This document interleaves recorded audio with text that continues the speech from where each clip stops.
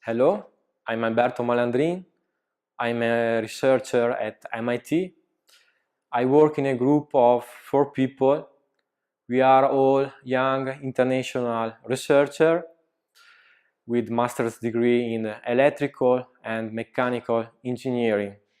Why is MIT investing in 3D printing? Mainly for 4 reasons, as you can see here displayed.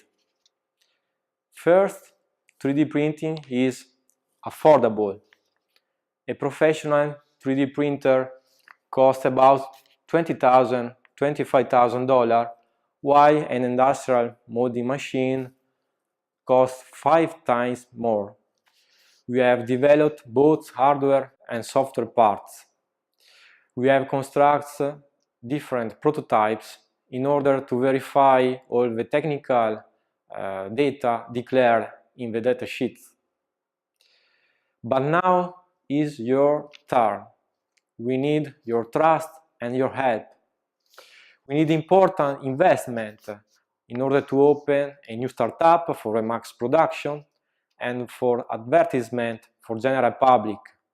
Thanks for your attention and for your time dedicated to our innovative idea for the future.